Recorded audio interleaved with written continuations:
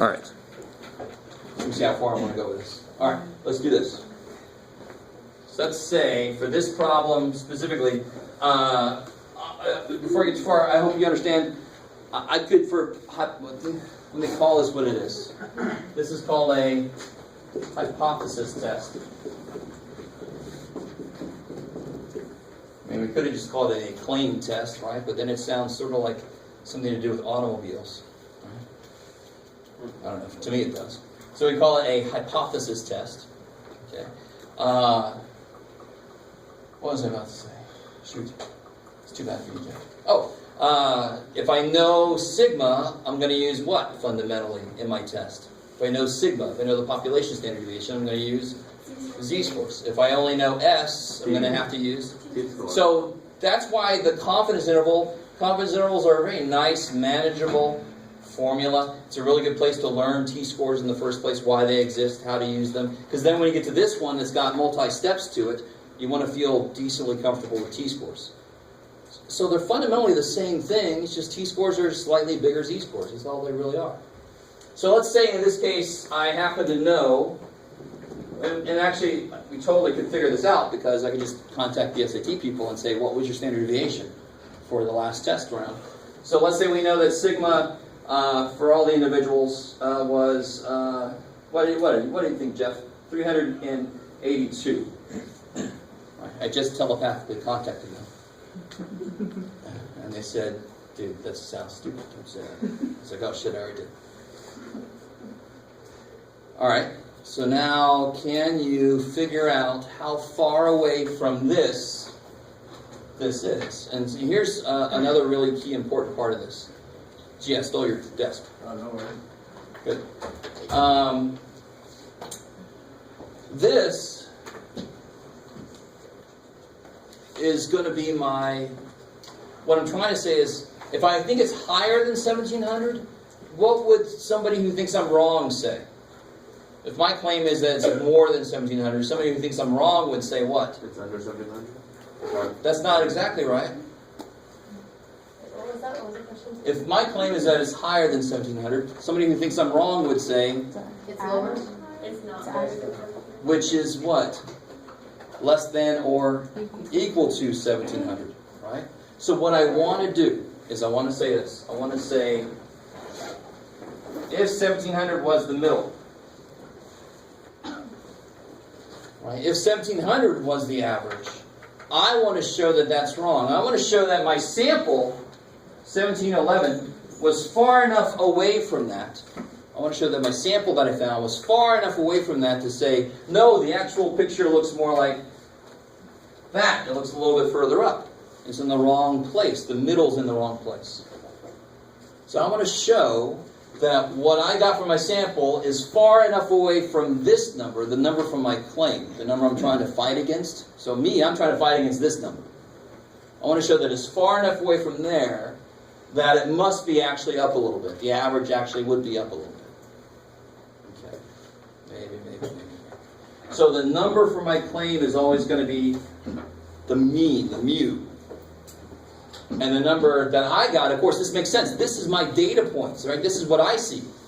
So how do I make a z-score? It's always my number minus the middle divided by the standard deviation. So it's always going to be z-score.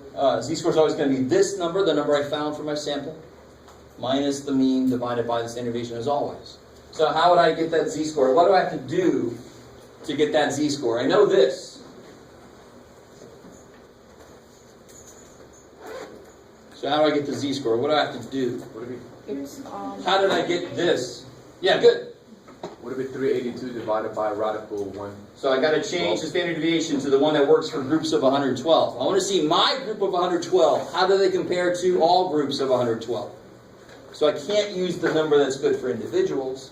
I have to use the number that's good for groups of 112. So that's the first thing I've got to do. So I get 382 divided by square root of 112. Which is something or other.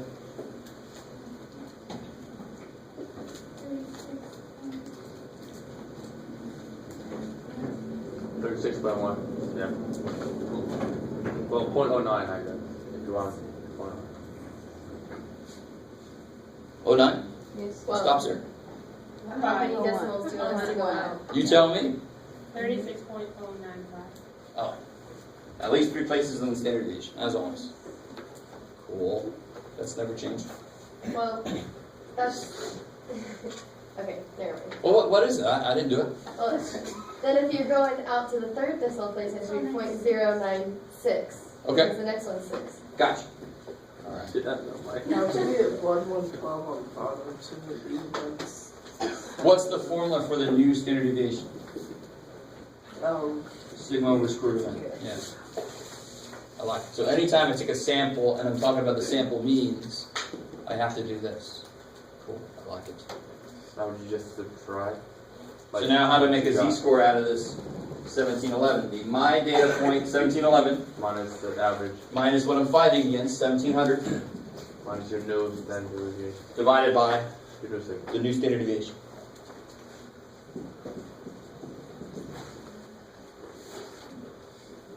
And of course, that's pretty small. It's pretty minuscule. It's like 0.31 or something. Who is it? 0.304. I can live with that.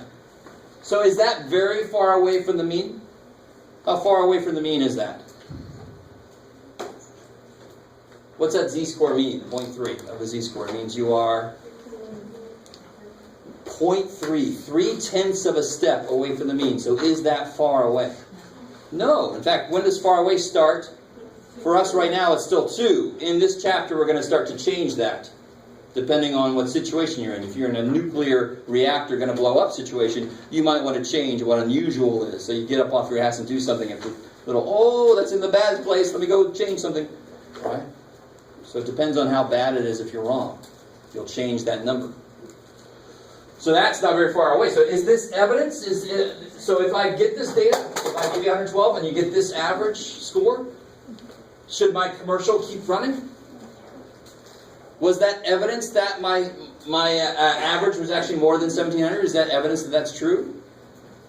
Was I far enough away from the mean? Was I very far away from the mean? No. So what I'm trying to find is if that's what I'm fighting against. I want my sample to be so far away. And in fact, for right now, it'd have to be 2 steps away, right? More than 2 steps away. We only got 0.3 of a step away. If I get a sample that was way up here, that would be evidence that the whole picture should be moved over, that the actual average is more than 1700. Did I get way up there? No, I got only 0.3 away. Nowhere near enough.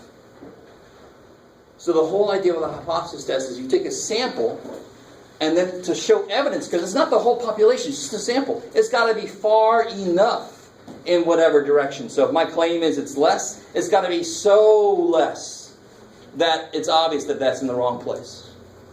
It's got to be way down in unusual territory. So I really desperately want this to make sense. Everybody got this here?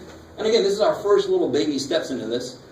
So latch on to what's familiar up here, and we're going to build on what's not familiar. So it needs to be either over 2 standard deviations or less than 2 standard deviations? Yeah, in this case, though, it could only... Now, here's where the whole idea of 1 tail, 2 tail. My claim was it's higher. So how many tail tests do you think I just would do? 1. Because I can only show that way. If it's that way, I wouldn't even do the test. If my average came out to be 1690, that's never going to be evidence that it's more than 1700. I wouldn't even do anything.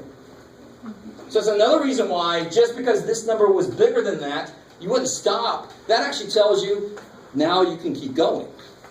If I got less than 1700 here, that's never going to show evidence that it's more than 1700. I would just go, dude, does not look good. Stop doing what you're doing. Right? Go change your commercial. I guess. All right, let's get a little more formal here.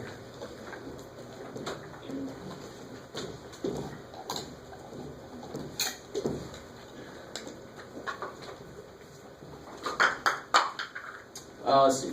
Ooh. Well, let's just do this.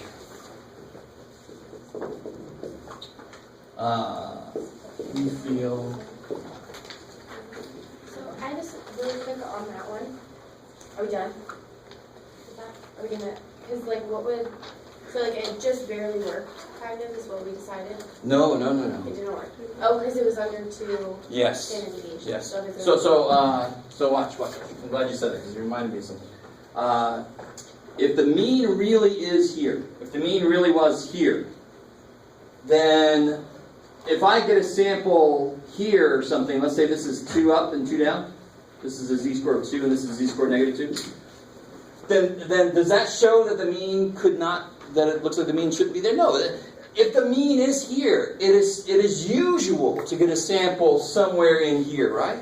So to show evidence that the mean, that's not really where the mean is, the mean should be changed, is if I get a sample up here. If I get a sample up here, and I selected it randomly, and it's a good size sample, and I get one that's way up here, what's more likely? That really is where the mean is, or the mean should be a little higher up? Because how likely is it to be up here? Very unlikely to be that far away from the mean. So if I find a sample that is so far away from where I would expect it to be, assuming that that mean is there, then the mean must not be there. The mean must be, in this case, a little higher, right? Because if I get a sample here and the picture actually looks like this, then that's fine to get a sample here, right? That's within the normal. So it's saying is, assuming that this is in the right place, look what I just did. I just got a sample that's so far away from that can't be in the right place. It's like proving it by contradiction. Well, let's assume that you're right, that the mean is here. Well, look what I just did. I just got a sample way out there. That happens so infrequently that your mean must be in the wrong place. It's more likely that the mean is actually a little bit higher. So we're trying to disprove whatever. Yes. We're trying to disprove. You can look at it one of two ways. We're trying to disprove that a mean is in a certain place, or we're trying to prove that the mean actually is one way or the other. Sometimes you can do two tails to this and say, I don't care, I just think it's different than what you think, right? So, what would you say, I don't know, I haven't actually gotten gas in a while. The average gas price right now. $2.70. Really? All right, good. I feel, okay. I must need gas because I haven't gotten some.